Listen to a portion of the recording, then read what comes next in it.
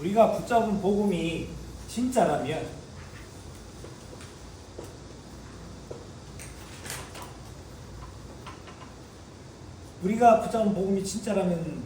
세 가지 응답이 따라오겠죠. 첫 번째는 모든 것을 양보해도 축복받게 됩니다. 이건 착한 일을 했더니 복받는다의 개념이 아닙니다. 그리고 세상 논리로 따지면 양보했는데 어떻게 축복받아요? 네, 내가 가지고 있는 복음이 진짜라면 모든 것을 양보해도 축복받습니다. 왜요?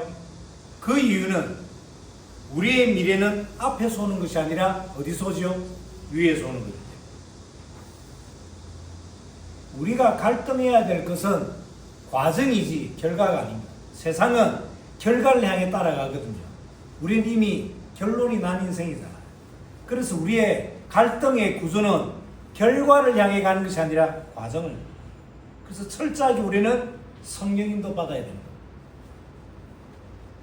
더 중요한 것은 내가 가지고 있는 복음이 진짜라면 모든 것을 수용하더라도 응답받습니다.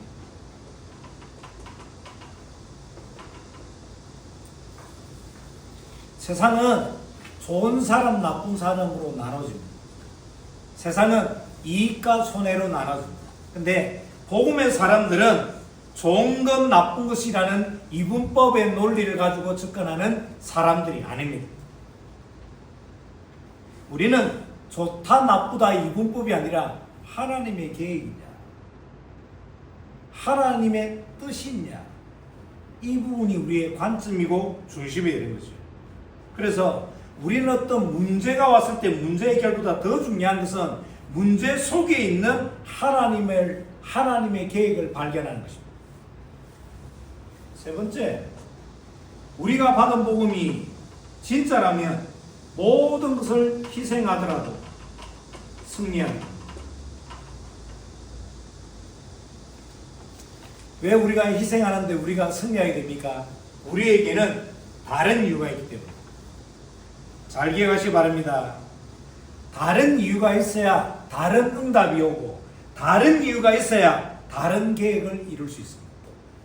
나의 계획, 나의 목표, 나의 것을 가지고 해봤자 내 수준이에요. 내 수준. 우리 서준이에게 라면을 끓이라고 그러면 어떨까요? 딱 서준이 수준만큼 끓여요.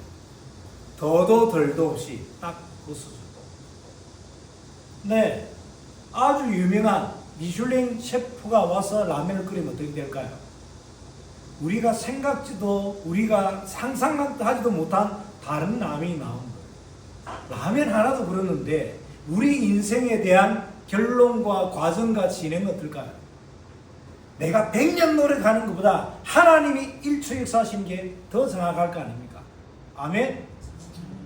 그러면 하나님께 결과를 맡기고 나는 지금 이 시간 뭘 해야 될까요? 성령 인도 받는 거죠.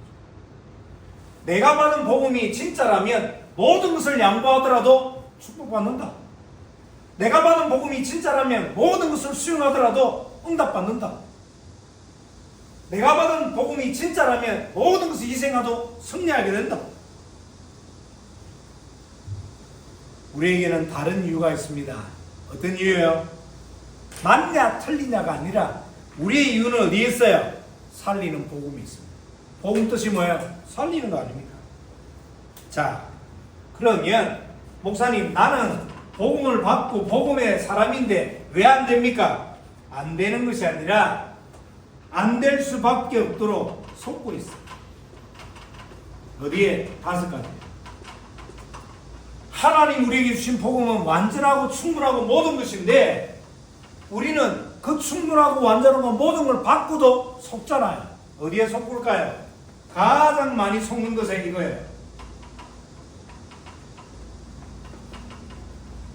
사람에게 속지 않습니다. 사랑하는 가족 여러분, 사람은 믿음의 대상이 아닙니다. 사람을 믿지 마세요. 참고할 사랑이지 믿을 대상이 아닙니다. 그러면 사람은 어떤 대상입니까? 하나님의 계획을 이루는 대상입니다. 더 중요하게 우리가 속는 게 뭐예요? 어려움이나 갈등이 오면 속잖아요. 반드시 어려움이나 갈등이 오면 반드시 축복된 갱신을 찾아내십시오. 갱신을 있는 것을 뒤집는 것이 아니라 리포메이션, 뭐야? 원래의 것으로 회복되는 겁니다. 나에게 어려움이 왔습니까? 갈등이 왔습니까? 원래 있어야 될 자리, 원래의 나의 모습으로 되돌아가는 그 축복된 갱신을 찾아내는 것이 그리스도인들에게 너무너무 중요한 과정이고 여정이고 필요답입니다. 속으면 안 됩니다. 어려움 왔다 그래서 아무렇게 하면 되겠습니까? 급하다 그래서 내가 가지고 있는 감정대로 하면 되겠어요? 세 번째 더 중요한 것은 응답이 왔을 때 속습니다. 내가 기도를 열심히 했더니 그 기도에 보았다요. 응답이 왔다. 응답이라는 것은 나의 어떤 필요가 채워지고, 응답이라는 것은 나의 문제가 해결되는 것이 응답이기도 하겠지만, 성경이 말하는 응답은 하나님과 나와의 맺었던 그 이면계약, 하나님과 나와의 아는 그 언약이 나의 삶 가운데, 나의 모든 여정 가운데 그 언약이, 그 말씀이 성취되는 것을 보고 응답이라 그러는 거예요. 저는 힘들게 살다가 상황이 좀 나아지고 환경이 좀 나아지다가, 힘들게 살다가 상황과 환경이 나아지면 신앙을 버리는 사람들을 너무너무 많이 봤어요. 왜요? 그 사람들을 움직이는 원동력이, 동기가 뭐예요? 어려움이나 힘듦을 이겨내기 위한, 어려움이나 힘듦을 어떻게 모면하기 위한 수단과 방법으로 뭘 잡아요? 신앙이라는 걸 붙잡잖아요. 병이 걸렸어. 병을 낫기 위해서 예수님을 믿어. 병이 걸렸기 때문에 예수님을 믿는 어떤 원동력이 되지만 그것이 복음은 아니잖아요. 복음 안에 치유도 있지만 치유가 복음을 대변할 수는 없지 않습니까? 예수님을 믿었더니 그 하나님의 은혜로 말미암아 병이 나을 수도 있죠. 그러면 병이 꼭 나야 그게 복음입니다. 병이 낫지 않으면 그건 복음이 아니에요. 복음은 내 영혼과 나와 관계된 관계가 살아나는 게 복음이지. 나는 죽고 내 옆에 사람은 죽고 내 밑에 있는 사람은 더더욱 죽고 내 병이 나면 그게 복음이냐고요. 뭘 말하는지 빨리 알아들어야 됩니다. 진짜 복음을 가진 사람과 복음을 가진 척하는 사람은 달라요. 첫 번째 생각이 다르더라고요. 그리고 자세도 다르고 눈빛도 달라요. 그래서 부탁드립니다. 여러분들이 응답이라는 것을 받았을 때, 응답이라고 생각해서 그 응답이 왔을 때 반드시 해야 되는 질문이 뭐냐면, 이 응답이 진짜 나에게 필요한 것인지, 그리고 와 있는 이 응답이 영원한 것과 관계가 있는 것인지. 네 번째 속는 것이 뭐예요?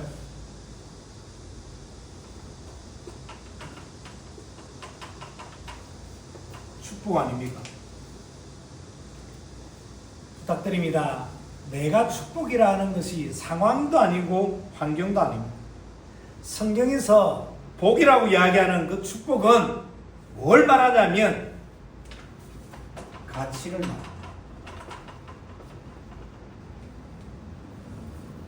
하나님이 나에게 주신 구원, 하나님이 내 수준과 내 생각과 상관없이 주시는 기도응답, 하나님이 내시는 하나님의 방법이 맞나? 이런 것을 보고 축복이라고 그러는데, 나는 돈, 나는 아파트 평수, 나는 자동차, 그것은 있다가도 없는 것이고 없다가도 있는 것이에요. 복에 대한 기준은 뭐예요? 가치입니다. 내가 받은 구원, 그 구원에 대한 가치를 깨닫다. 그게 진짜 축복이죠.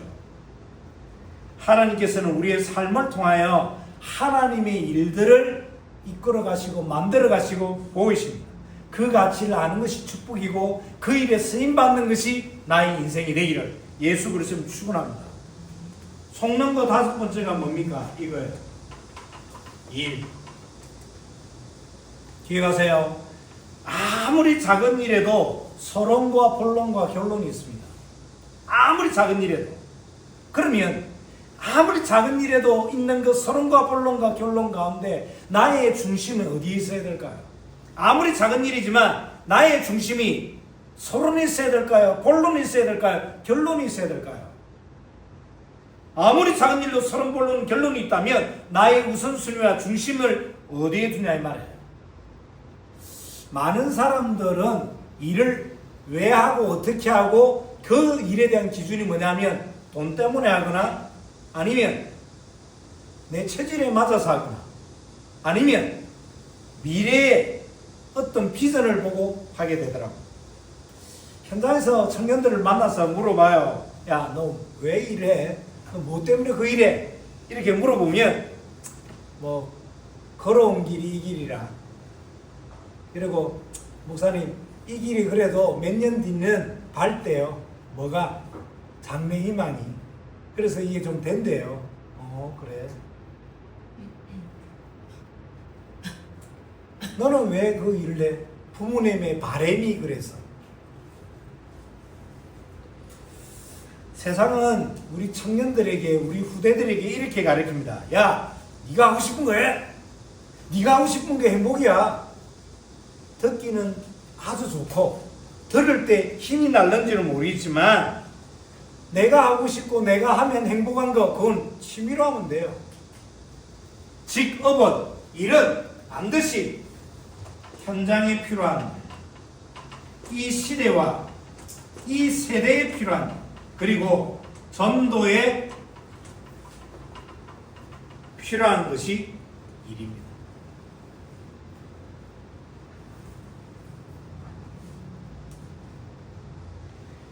제가 그 몇 년 전 추석에 합숙훈련을 갔는데 합숙훈련을 진행을 하면서 연예인 한 사람이 왔어요.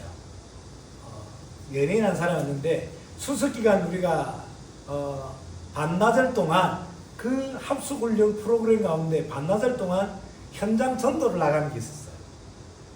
추석이다 보니까 많은 집들이 고향을 아예 가고 있고 또 어느 집은 많은 사람들이 와 있기 때문에 전도하기가 용이하잖아요.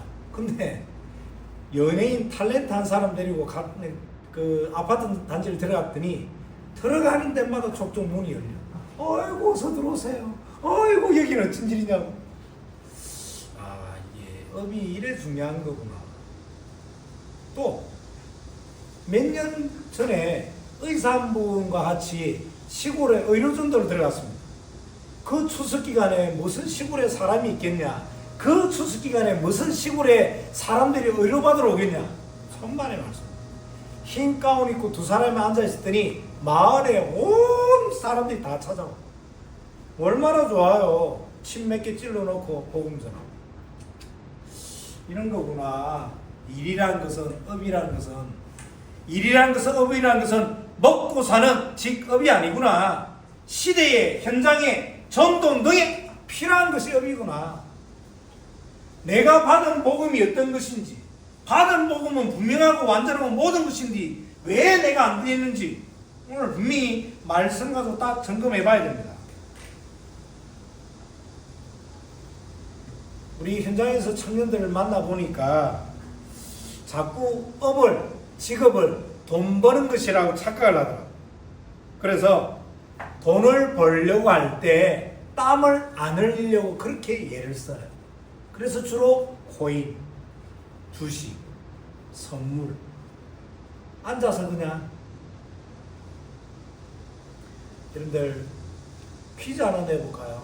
하나님께서 에덴 동산을 창설하시고 거기에 아담을 창조하시고 나서 제일 먼저 아담에게 주신 축복이 뭔지 아십니까? 아담에게 허락하신 최초의 축복은 에덴 동산을 경작하는 거였습니다. 노동의 은혜, 땀을 흘리며 그 땀에 대한 가치를 인생의 기쁨으로 삼는 일에 대한 기쁨입니다. 창세기 2장 15절을 제가 대독해서 올려드릴게요. 여호와 하나님이 그 사람을 이끌어 에덴 동산에 두어 그것을 경작하며 지키게 하시고 하나님이 아담을 에덴 동산에 두신 것은 에덴 동산에 들어온 아담이 에덴 동산에 들어왔기 때문에 그냥 주구장창 니나노 하고 노는 게 아니에요. 닐리리야 니나노 노는 게 에덴 동산이 아니라니까. 하나님과 동행을 하고 하나님이 주신 바 된 그 그 속에서 기쁨과 땀에 대한 가치와 소중함을 일구는 게 인생입니다. 알아듣는 사람은 알아들었으면 좋겠습니다. 그래서 살아온 시간만큼 복음보다 먼저 들어간 각인이 바뀌지 않으면 늘 제자리예요. 늘. 아무리 나이가 들어도 복음과 말씀과 기도 속에 사는 분들은 나이가 아무리 들어도 생각이 일단 짧아요. 그리고 일에 대해서 굉장히 부드럽고 유연성이 있습니다. 또 일에 대한 결정도 여유있게 합니다. 정말 감정과 상황과 환경을 보고 일에 대한 결정을 안 해요. 반대로 아무리 나이가 젊고 어리다고 하더라도 복음과 말씀과 기도 속에 없는 사람은 생각이 일단 굳어요. 어떻게 굳습니까? 일이 된다면, 돈이 된다면 덥습는 거죠. 기도 못 봐. 3초 뒤도 생각 못 해. 야, 이거야. 덥석.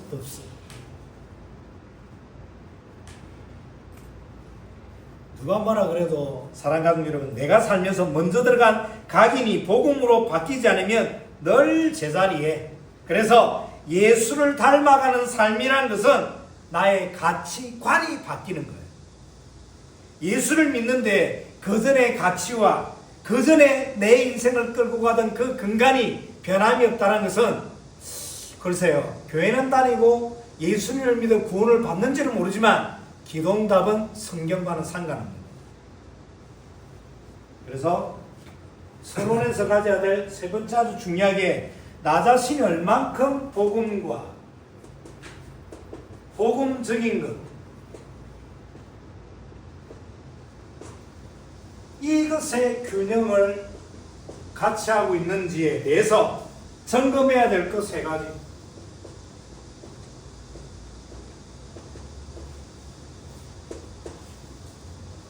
잘 아는 대로 나는 복음을 받았고 나는 복음의 사람인데, 사람을 만나고 사람을 대할 때 다른 사람의 말과 행동 속에, 굳이 저 사람의 말과 행동 속에 그 사람의 많고 많은 장점들은 다 놔두고 꼭 굳이 그 사람의 잘못된 거, 꼭 굳이 그 사람의 못난 거, 부족한 거, 이것이 나에게 먼저 들어온다면 나의 신앙의 색깔은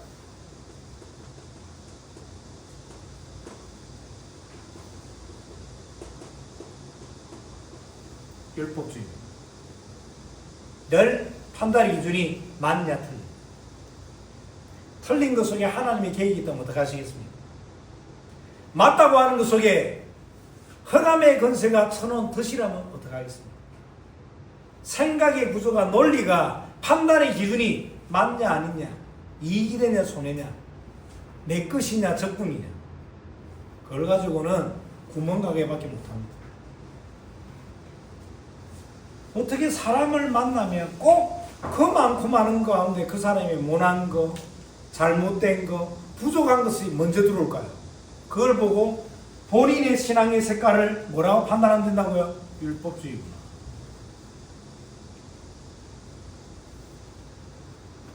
그리고 내가 꼭 어느 장소, 현장을 가거나 어떤 만남을 갖게 될 때 내가 그동안 받았던 은혜, 하나님이 주셨던 그 축복들은 온데간데 없어요. 사람을 만나거나 어떤 현장에 가면 내가 받았던 은혜와 응답들은 온데간데 없고, 뭐가 기준이 되냐면 자기 자신. 이걸 보고 뭐라 그래요? 인본론.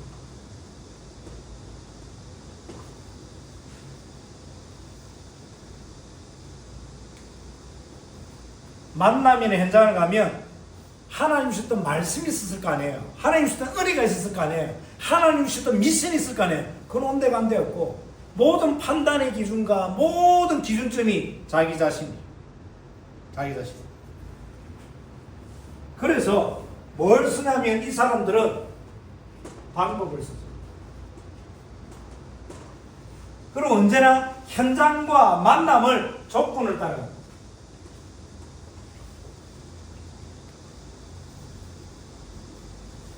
누가 그렇게 질문하더라고. 목사님, 누가 나를 사랑한다는데 어때요? 그러길래 야, 너는 어때? 그랬더니 저 사람이 나를 사랑한다 그러니까 저도 사랑하는 것 같아요. 그래서 제가 그런 얘기했습니다.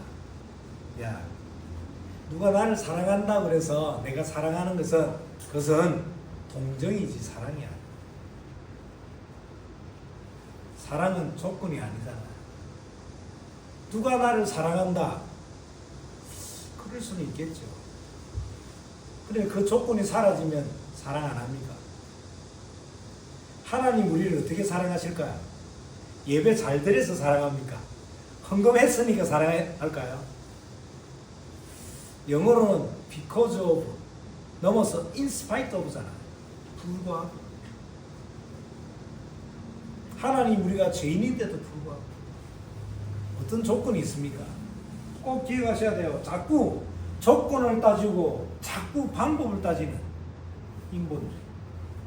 그리고 세 번째가 늘 자극적이고 늘 새로운 것을 찾아 헤매는, 내 상태가 만족이 없습니다. 내 상태가 평안이 없어요. 늘 상태가 안식이 없다 보니까 늘 찾아 헤맵니다. 찾아 헤매다 보니까 늘 자극적이고 늘 새로운 것을 찾아 헤매요. 이걸 보고 신비주의입니다. 1절을 찬양을 하는데 1절을 20분 부르고 2절을 30분 부르고 3절을 40분 부르고 4절을 50분 부르는 게 신비주의가 아니라 내가 말씀 그 자체로 만족을 못하는 거예요. 예수 이 단어 하나에 눈물 지어지지 않는 거예요. 내가 하나님이라는 이 단어 하나에 내 인생에 대한 모든 희노애락이 다 풀어내질 수 있는 그런 상태가 아닌 거예요. 뭔가를 해야 되고 뭔가를 봐야 되고 뭔가가 체험되어져야 되는 것이 신앙인 거예요. 그래서 기도를 1시간 2시간 하는 것이 그게 바른 신앙인 거예요. 수아가 엄마 아빠를 부르는데 1시간 2시간 목매서 엄마 아빠 엄마 아빠 엄마 아빠 한두 시간 부른다. 그게 정상이겠어요? 미친 거지. 정상적인 부모의 관계는 엄마 한 단어에 모든 게 해결되는 거 아니에요? 꼭 굳이 엄마 이렇고 엄마 아빠 이렇고 육하 원칙을 설명해야 그것이 관계가 됩니까? 아니, 제가 우리 아들이 보니까 팬티를 한 3년 4년 된 걸 자꾸 입더라고. 굳이 제가 우리 아들이 아버지가 입고 있는 DNK가 DYK가 그거 나도 하나 사주세요 라고 안 해도 제가 사줬어요. 왜? 난 친아버지니까. 내가 계부가 아니잖아요. 하나님이 내가 목 놓아 불러야지 했다. 기도 안 되고 수겠어 라고 응답 주시는 그런 하나님입니다. 참된 부모는 굳이 말하지 않아도 그 필요를 있어야 될 것을 채우고 이끌어 가시고 인도하시는 게 하나님 아닙니까? 뭔가 다르게 와닿아야 돼. 내가 받은 복음이 어떤 것인지에 대한 기준. 그러면 왜 안 됩니까? 속는 거 5가지. 나는 어디쯤 와 있을까요? 나의 신앙의 색깔, 내가 신앙생활을 하는 방법은 어떤 것인지, 내가 신앙생활하고 말하는 그 기준은 무엇인지. 인본주의, 신비주의, 율법주의. 다시 말씀드립니다. 서론을 정리하면서 내가 받은 복음, 그 복음은 모든 것을 양보해도 축복이 되는 복음입니다. 내가 받은 복음은 모든 것을 수행해도 응답받는 것이 복음입니다. 내가 받은 복음은 모든 것을 희생해도 승리하는 것이 복음입니다. 안 되는 5가지. 속고 있는. 점검하라. 나의 신앙의 색깔, 신앙생활의 방법, 신앙생활의 기준. 너무너무 중요한 소론이었습니다. 자, 그럼 오늘 본론 갈라디아서 3장으로 우리가 넘어오게 되는데, 그동안 갈라디아서 1장과 2장은 두 가지를 가지고 계속 정의해냈습니다. 그 첫 번째가 뭐냐면 구원은 오직 믿음으로만 이루어진다 했습니다. 그리고 그 믿음도 내가 그래 믿어야지, 그래 나는 믿는다라고는 출발점이 내가 아니라 그 믿음도 하나님이 주셔서 믿어지는 믿음, 행위에서 난 것이 아니라고 분명히 성경은 못 박았습니다. 그리고 두 번째 강조했던 게 뭐냐면 우리의 믿음은 오직 십자가와 부활의 근거를 둔 믿음이어야 한다. 십자가와 부활의 근거를 둔 믿음이 아니고는 뭐로 연결되지 않으면 성화와 영화로 연결되지 않습니다. 왜 이 정의가, 지금 말씀드린 이 정의가 중요하냐면 그래야 성령께서 역사하십니다. 하나님이 역사하셔야지만이 되는 거 아닙니까? 하나님만이 하셔야 되는 거 아닙니까? 하나님만이 하실 수 있는 거 아닙니까? 하나님만이 하시지 않으면 나머지는 다 사람의 방법을 요구하는 거 아닙니까? 자, 오늘 갈라디아서 3장의 시작은 네 가지 질문을 가지고 시작을 합니다. 첫 번째 질문 3장 1절입니다. 제가 대독일입니다. 어리숙도다 갈라디아 사람들아, 예수 그리스도께서 십자가에 못 박히신 것이 너희 눈앞에 밝히 보이거늘 누가 너희를 꾀더냐? 첫 번째 질문, 누가 너희를 꾀었어? 누가 너희들이 헷갈리게 했어? 누가 너희들에게 복음 외에 다른 것을 기준이라고 이야기했냐? 두 번째 질문 3장 2절, 내가 너희에게서 다만 이것을 알려 하노니 너희가 성령을 받은 것이 율법의 행위로냐 혹은 듣고 믿음으로냐? 두 번째 질문, 행위냐 아니면 믿음이냐? 세 번째 질문이 3절입니다. 너희가 이것이 어리석으냐? 성령으로 시작하였다가 이제는 육체로 마치겠느냐? 야, 왜 시작은 성령으로 시작했다가 왜 육체적인 것으로 마무리하려고 그래? 라는 질문이죠. 네 번째 질문, 그동안 여정이 헛되었냐?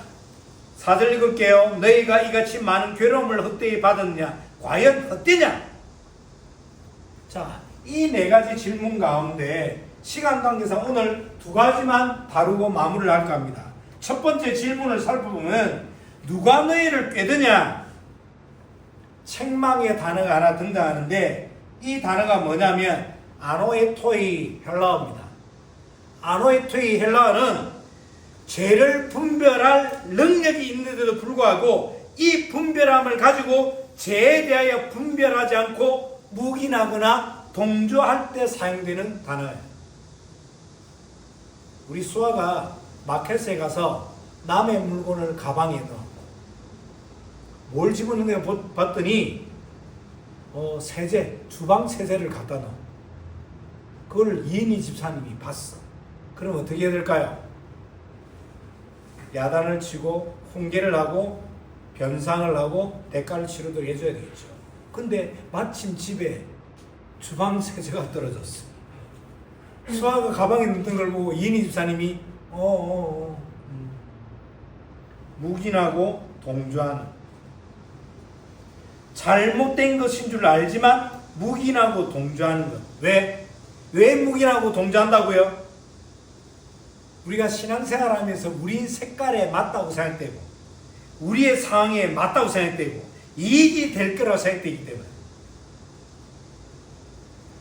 대부분의 사람들이 그것이 뭔 죄가 되고 그것이 뭔 그래 큰 죄입니까? 그게 잘못입니까? 안 그런 사람이 어딨어요? 털어 먼지 되는 안 나오는 사람이 어딨어요? 안 깨끗한 단체가 어딨습니까? 여기 가도 말이 있고 저기 가도 말이 있는데 저 교회라고 뭐 문제가 있겠어요? 이 교회라고 문제가 있겠어요? 맞아요. 맞는 말을 하세요. 하지만 그렇다고 그 잘못을, 그 묵인을 성경이 허락하는 건 아니잖아요. 우리의 모든 기준은 성경이 돼야 되는 거 아니에요. 갈라디아 교인들을 누가 꾀었어요? 우리가 지난 갈라디아서 1장부터 2장까지 쭉 인도받으면서 알지 않습니까? 유대로부터 내려온 거짓 교사, 순회 교사들이 거짓을 지금 갈라디아 교인들에게 설명하잖아요. 뭐라고요? 야, 무슨 십자가로만 구원을 받아. 너네들이 말하는 게 맞지만 그 십자가와 함께 또 뭐가 필요하다고요? 할례. 여러분, 할례는 뭘 말합니까? 남자 생식기 표피 끝을 자르는 행위예요. 이 말은 구원의 기준이 어디 있다는 거예요? 행위에 있더라. 이걸 보고 행위 구원이라고 하죠. 구원은 하나님의 고유 영역이고 하나님의 모든 것인데 인간이 그것을 간섭할 수 있고 인간이 그것을 결정할 수 있고 인간도 거기에 가담해야 된다고 하는 스토아 철학의 어떤 한 뿌리가 되는 너무너무 위험한 신앙사상입니다. 할례, 행위구원. 갈라디아 사람들의 반응이 야, 유대에서 내려왔대. 유대는 어디입니까? 수도. 남유다의 예루살렘 수도. 수도에서 내려왔대. 저 한양에서 내려왔대. 저 서울에서 왔대. 집이 강남이래. 타고 다니는 차가 벤츠래. 이야, 옷 슈트 봐. 대단하지 않아? 이야, 저 시계 봐. 대단하지 않아? 보이는 거, 보여지는 거. 보고 싶은 것으로 기준을 삼는 말씀이 기준되지 않는 인생.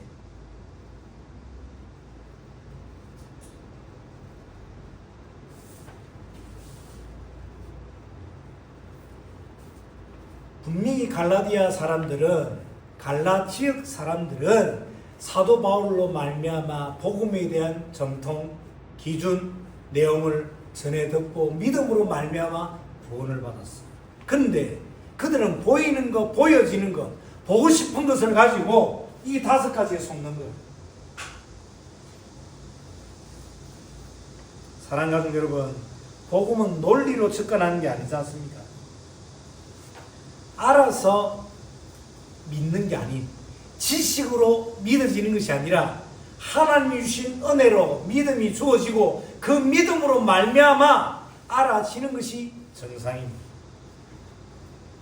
갈라디아 지역 사람들은 누가 나를 꾀기 이전에 오직 믿음으로 구원받는다는 불멸의 진리 앞에 자꾸 다른 것, 틀린 것, 문제 보는 것으로 나아가는 거예요. 말을 정리하겠습니다. 누가 나에게 시험거리를 주기 전에, 누가 나를 꾀기 전에 내 안에서부터 그 흔들림, 그 괸, 그 말에 반응하게끔 만들어지는 내 안에 복음을 놓치게 만드는 좋은 것, 내가 만족하는 것, 내가 기뻐하는 것이 무엇입니까? 밖에서 나를 흔들기 전에 내 안에서부터 복음을 놓치게 만드는, 내 눈에는 복이 좋고 내 눈에는 만족하고 내 눈에는 맞다고 생각되는 그것이 무엇이냐 이 말이에요. 하나님 우리에게 주신 복음은 모든 것이고 완전하신 거 충분한 것인데 나 스스로 복음을 복음되지 못하게 만드는 이것을 점검하고 또 정리한 한 주간 되기를 예수 그리스도의 이름으로 축원합니다.